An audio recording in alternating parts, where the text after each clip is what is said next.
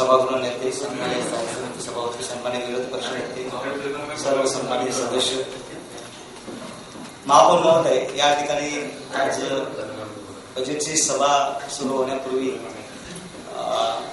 सन्माननीय सदस्य मुख्य मंत्री साहेब, आमदार भगत साहेब आणि सन्माननीय सदस्य निया मडवी, त्याच्यानंतर गौतम मॅडम, या सर्वांनी अनधिकृत बांधकामाच्या अनुषंगातून महापौर महोदय बोलतोय आपल्याशी. हो, मी तुमच्याकडेच बघतोय. नाही, तिकडे बघत होतो म्हणून बोललो. तुमच्याकडे मी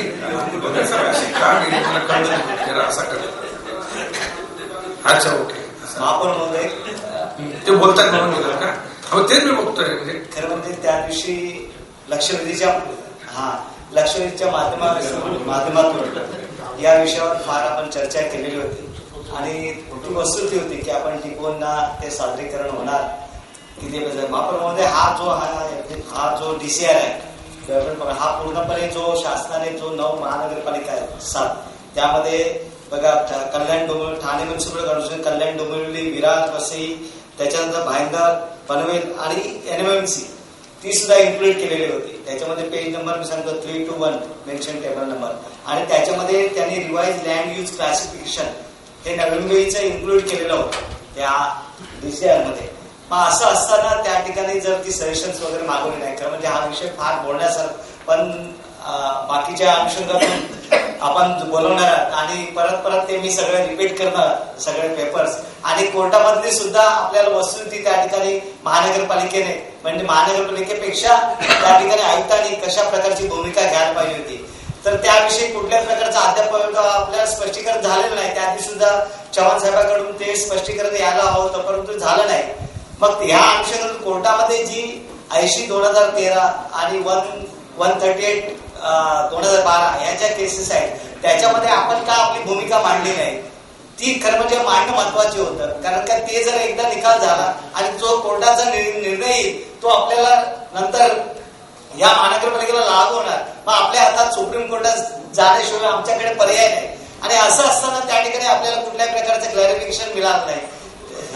त्याच्यामध्ये क्लॅरिफिकेशन मिळालं नाही. मग जर क्लॅरिफिकेशन मिळालं, मग आम्हा सर्व प्रकल्पग्रस्तांची किंवा इतर रहिवासी हे सर्व त्याच्यामध्ये भरडले जाणार आहे. आणि त्याचबरोबर हा DCR जर पूर्णपणे मंजूर झाला 7 महानगरपालिकांचा, तर मग भविष्यात जो आपला जो DCR आहे तो DCR न राहता तो जो कॉमन DCR आहे तो आपल्याला लागू होईल. आणि त्याप्रमाणे मग आपल्याला घरांच्या अनुषंगामध्ये ते गावठाण असू द्या, झोपडपट्टी असू द्या की शहर असू द्या, तो लागू होईल. मग आताच आपल्याला या 8 दिवसामध्ये ती खबरदारी घेणं हे महत्वाचं आहे. आणि त्याचबरोबर या दोन्ही गोष्टीचं त्या ठिकाणी स्पष्टीकरण द्यावं की या DCRच्या अनुषंगातून आपण का त्याच्यात इंटरव्हेंट झालो नाही आणि आपण त्याच्यामध्ये आपली भूमिका सादर केली नाही. त्याचबरोबर कोर्टामध्ये सुद्धा आपण पार्टी असताना आपली भूमिका त्या ठिकाणी योग्य रीतीने मांडली गेलेली नाही.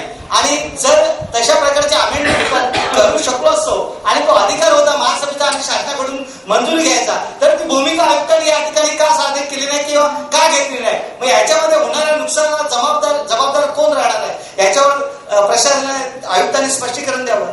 सन्माननीय महापौर महोदय, सन्माननीय आयुक्त, सन्माननीय सर्व सदस्य, सन्माननीय सदस्यांनी विषय अरे येतो तुम्ही शांत बसाल तर आवाज येईल. सन्माननीय सदस्य महोदयांनी विषय उपस्थित केला होता कॉमन DCR, जी मुंबई मेट्रोपॉलिटन रिजनसाठी कॉमन DCR शासनाने प्रसिद्ध केलं आहे. त्याबद्दलची ही पार्श्वभूमी आहे की 2011 साली शासनाने एक समिती नेमली होती, त्यामध्ये सर्व MMR रिजनचे आयुक्त होते. ती कमिटीने 2015 साली शासनाकडे अहवाल सादर केला. तो एक्सेप्ट MCGM होता. शासनाकडे सबमिट केल्यानंतर 2015 साली शासनाने आता 28 फेब्रुवारीच्या अधिसूचनेमुळे common DCR for MMR publish केलेलं. बट त्याच्यामध्ये नवी मुंबई आणि पनवेल, नवी मुंबई पूर्णपणे वगळून केलेलं आहे. नवी मुंबई क्षेत्र आणि तसेच सिडको पनवेल महानगरपालिकेमधला जी सिडको एरिया आहे तोही शासनाने वगळून प्रसिद्ध केलेला आहे. आता हा 2015 ते 17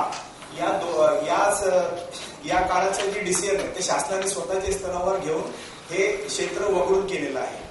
मोहन साहेब, हा जर पत्रकार काही नाही तुम्ही सांगते आता सभागृहामध्ये कोणत्या रिस्पॉन्सिबल तुम्ही उपयोग करता मोहन बी ला वगळलेला आहे शासनाने हा, वगळला. आपल्या म्हणण्याप्रमाणे. उद्या शासनाने नवी बी त्याच्यामध्ये इन्क्लूड केली, हा डिसायर आपल्याला लागू होईल. लागू होईल पण पूर्णपणे लागू करता येणार नाही. लागू करता येणार नाही. एक मिनिट घ्या. लागू करता येणार नाही. तुम्ही सांगणार का आमचा नवीचा डीसीआर आहे त्याप्रमाणे आम्हाला त्यामध्ये समाविष्ट करून घ्यावं लागेल, पण ते नाही केलं तर आता जर तुम्ही खबरदारी घेत नाही तर भविष्यामध्ये घेणार याची काय गॅरंटी आहे? तेव्हा खबरदारी घेऊ. त्याच्यामध्ये आपल्याला जी काय अमेंडमेंट आहेत त्या सगळे सुचवावे लागतील. बिकॉज टीडीआरची संकल्पना जी बरेच संकल्पना आहे. मग ते आणा ना तुम्ही अमेंडमेंट. आम्ही कुठे नाही बोललो. तुम्ही अमेंडमेंट तयार करून घ्या. सगळे अभ्यास करायला. आम्ही हे अमेंडमेंट करायला तयार आहात. सन्माननीय महापौर महोदय, सन्माननीय आयुक्त, आपण PL 80च्या अनुषंगाने शासनाकडे जे आपला अहवाल आहे ते सादर केलेलं आहे. त्याच्यामध्ये प्रामुख्याने आपण सांगितलेलं आहे जी MRTP ऍक्ट मध्ये आणि सध्याची नियमावलीमध्ये तरतूद आहे रेग्युलरायझेशनची, आणि त्या रेग्युलरायझेशन 53(8) त्यानुसारच शासनाने जी अनधिकृत बांधकाम आहे ते रेग्युलरेशन साठी करावा. आणि गावठाण क्षेत्र आहे, गावठाण एक्सपान्शन मध्ये अर्बन रिन्युअल स्कीम जी शासनाने अद्याप मंजूर केलेली नाही ते शासनाने मंजूर करणे आणि इम्प्लिमेंट करणे आवश्यक आहे. ही अशी आपण मेजर भूमिका मांडली. एक मिनिट, आपण सांगितलं की अर्बन रिन्युअल स्कीम ही मंजूर करणे शासनाने आवश्यक आहे. मला सांगा त्या स्कीम प्रमाणे गावठाण ती जी स्कीम आहे त्या स्कीम प्रमाणे तुम्ही गावठाणामध्ये पूर्णपणे विकास होणार आहे का? होणार आहे का? त्याच्यातून ती पूर्ण स्कीम वाचली का आपण?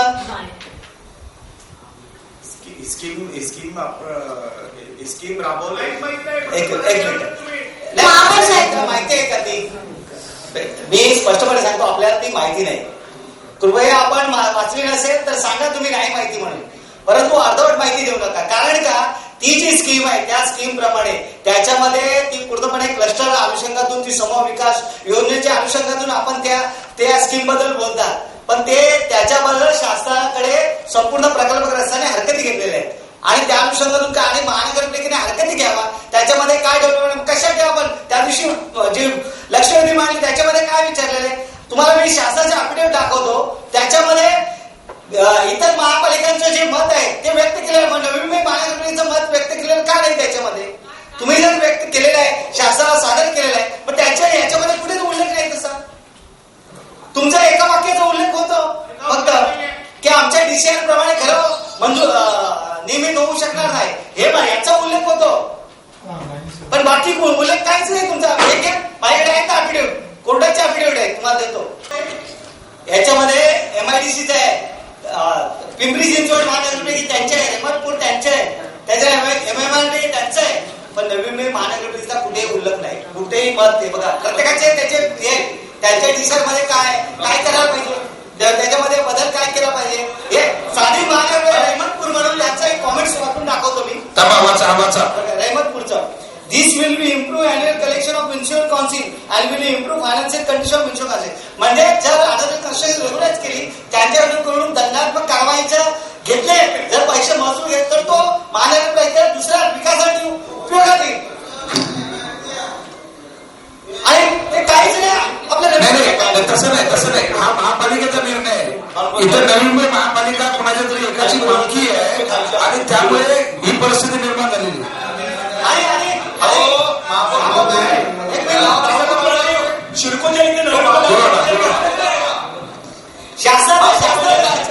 शासनाचा त्याच्यामध्ये अभिप्राय काय आहे? Such type of funds can be utilized by the planning authority for improvement of infrastructure in that area. हा शासनाचा अभिप्राय आहे त्याच्यामध्ये. म्हणजे आपण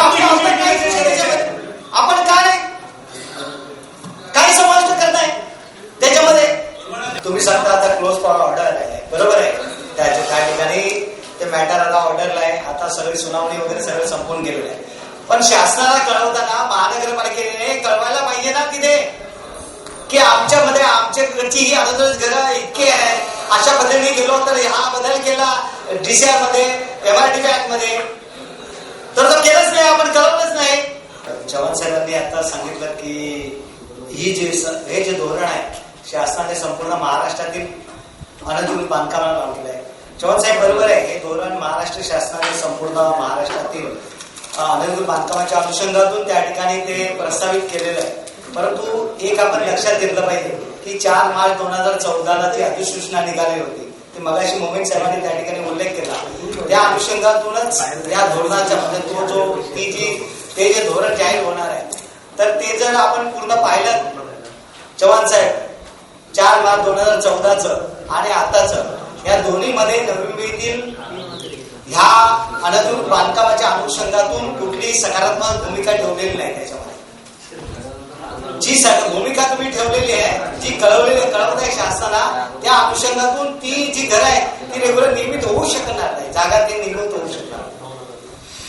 तुम्ही शासनाला खरं म्हणजे कळवताना या ठिकाणी प्रत्येक गावठाणाची, त्या ठिकाणची लोकसंख्या किती आहे, कधीपासूनची घर आहे, काय आहे, ही वस्तुस्थिती शासनाला आणि कोर्टामध्ये सादर करायला पाहिजे.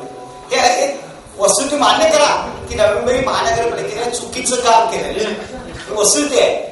तुम्ही सांगा यांना पत्र आलं होतं, यांच्या नावाने आलं होतं कोर्टाला, नाही आम्ही फक्त कोर्टात कधी ऍफिडेव्हिट करावं लागतं, काय नाही करता, आम्हाला काही कल्पना नाही अशी मानू शकता. परंतु वस्तुस्थिती मान्य करा आणि झालेली चूक ती सुधारता येईल. शासनाला तर कळवलं पाहिजे या नगरसेवकांच्या काय प्रतिक्रिया आहेत, त्यांचे काय सजेशन्स आहेत, वस्तुस्थिती काय, शहरामधली वस्ती कशी आहे, त्याच्यामध्ये आपल्याला काय करता येईल, DCR मध्ये चेंजेस काय करता येतील, MRTP ऍक्ट मध्ये शासनाला विनंती करून काय त्याच्यामध्ये बदल आणू शकत. नाहीतर तुम्ही 4 मार्च 2014ची सूचना जर शासनाने जाहीर केली ना, तर आम्ही सर्वजण उद्ध्वस्त होऊ. त्याच्यामध्ये 100 वर्ष ते आम्हाला लागू, 200 वर्ष आम्ही तिथे घर बांधू शकणार नाही. आपण याच्यामध्ये सिरियसनेस दाखवा. तुम्ही सांगता हे नवी मुंबईला लागू नये, ते नवी मुंबईला लागू नये, पण जे लागू आहे त्याच्यामध्ये तर तुम्ही कुठे लक्ष घातलेलं आहे? सांगा त्याच्यामध्ये महानगरपालिकेने काय बाजून बांधलेले आहे त्याच्यामध्ये सांगा ना. तुम्ही सांगता ना हे संपूर्ण महाराष्ट्र करता, पण जे नवी मुंबई करता आहे त्याच्यामध्ये काय नवी मुंबई महानगरपालिकेने बाजू मांडली? काय शासनाला कळवलं की समूह विकास योजना लागू म्हणून एवढं झालं? पण जे बाकीचे डिटेल्स दिलेले आहेत ते आम्हाला माहितीच आहे का त्या ठिकाणी? पण म्हणून हे तुम्ही कळवा ना. तुम्ही सगळे संबंधित नगरसेवक आहेत, त्या नगरसेवकांशी बोला, त्याच्यानंतर एडिट विषय त्यावर बसवा, प्रत्यक्ष पूर्णपणे ड्राफ्ट तो तयार करा आणि शासनाला कळवा. शासनाकडे तुम्ही पाठवलाच नाही तर शासन कसं काय त्याच्यामध्ये मान्य करेल? आता कोर्टाचं तर ठीक आहे, त्यांनी सांगितलं की ऍफिडेव्हिट अजूनही देता येतं, देता येईल न देता येईल याची चौकशी करा. देता येत असेल तर त्याच्यामध्ये सबमिट करा, नसेल तर किमान शासनाकडे तरी कळवा की जे नवी मुंबई करतात, जे धोरण लागू करणार आहे त्याच्यामध्ये तरी फायदा होईल. नाहीतर तुम्ही असे बसणार दिरंगाई करून तर नवी मुंबईचं हे जनतेचं नुकसान होईल. आपण चांगलं काय हे शासनाला कळवण्यासाठी आम्हाला हे नाही कळवलं, ते नाही कळवलं. अहो ही फक्त हे बहाणे असतात, हे बहाणे आहेत तुम्हाला. प्रशासनाला जर खरोखर त्या ठिकाणी करायचं होतं, प्रशासनाने शहराच्या अनुषंगातून आज संपूर्ण महाराष्ट्रामध्ये नवी मुंबईच्या अनधिकृत बांधकाम अनुषंगातून संपूर्ण महाराष्ट्र करत आहे. महाराष्ट्राला माहिती आहे. मग असं माहिती असताना तुम्ही नवी मुंबई महानगरपालिका प्रशासन काय करता? फक्त नोटीस देण्याचं काम करताय. उपाययोजना काय तुमच्याकडे? काहीच. किंवा आमचं स्वतः सजेशन घेत नाही तुम्ही. म्हणजे उपाययोजना करायची नाही, सजेशन घ्यायचं नाही आणि फक्त आम्ही तोडण्यासाठी आहोत आमच्या म्हणण्याप्रमाणे. हेच आहे का? हे करू नका. मी महापौर साहेब आपल्याला विनंती करतोय, संबंधित सर्व नगरसेवक त्यांची बैठक बोलवा. त्या ठिकाणी सगळे पदाधिकारी घ्या महानगरपालिकेचे. मग त्याच्यामध्ये सभागृह नेता, सभापती, स्थायी समिती, विरोधी पक्ष नेता, सर्व उपमहापौर वगैरे आपण आपल्या अध्यक्षाच्या खाली बोलवा. ठराविक ज्या लोकांना त्याच्यामध्ये सजेशन द्यायचे आणि त्यातून सजेशन काढून महाराष्ट्र शासनाला विनंती करावी. त्या ठिकाणी जी काही 4 मार्च 2014ची अधिसूचना आहे त्याच्यामध्ये या सजेशनसाठी आपल्याकडून जर म्हणणं गेलं नाही तर ती शासन कधी जाहीर करेल. आणि शासनाने जर जाहीर केलं तर आपल्या हातात काही उरणार नाही. त्याला काय हे फक्त ह्या पेपरमध्ये हे लिहिलेलं आहे याप्रमाणे परवानगी देऊ ते सांगणार, ते त्या नियमावर पोट ठेवतील.